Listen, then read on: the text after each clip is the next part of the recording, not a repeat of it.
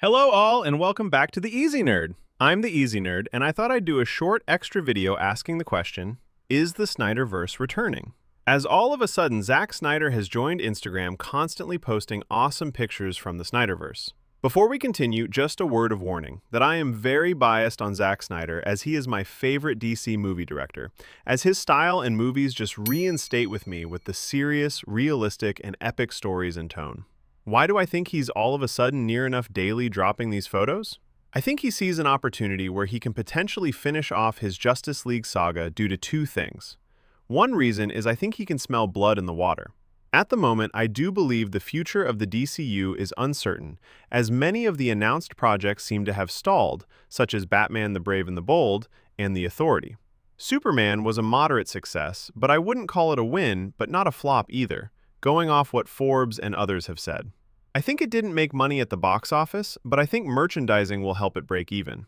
The other two DCU projects, Creature Commandos and Peacemaker Series 2, barely charted, with the latter seemingly angering fans with its lackluster finale. So I think James Gunn is worried, as his recent interview with Boba Talks, who is a great YouTuber by the way, he seemed uncertain he would still be charged with the coming purchasing of Warner Brothers.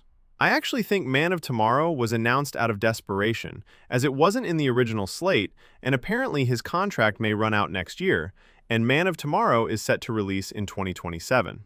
The other reason I think there's potential for serious changes at Warner Brothers once Paramount, Netflix, or Comcast buy it and DC Media in general. I think he sees an opportunity to return to the world of DC and maybe finish off his epic Justice League. Now, I have a small theory. Snyder could have had some conversation behind the scenes with potential buyers. Paramount is one option because they own UFC and maybe want to cater to a more middle America audience, which Zack Snyder stuff does more over James Gunn's. See Man of Steel and Superman 2025 for comparison's sake.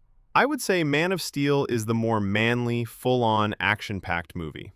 Netflix, because Snyder has a good relationship with them, with his Army of the Dead and Rebel Moon franchises. And finally, Comcast, which own Universal, which Snyder's friend and producer of his DC work, Christopher Nolan, seemingly have a good relationship with. One thing is for certain, Snyder is making a play to bring his DC universe back, and of course I am all for it. I just hope it doesn't cause James Gunn to be out of a job, who does make some good to great stuff at times. The odds of the Snyderverse returning, not high, but not low either at this moment in time. And I think it's the most high it's been since Gunn was announced as head of DC Studios. I would put the odds of the Snyderverse about 33% as it stands. Thanks for tuning in. Drop your thoughts in the comments, and as always, I'll see you next time. This is the Easy Nerd, signing off.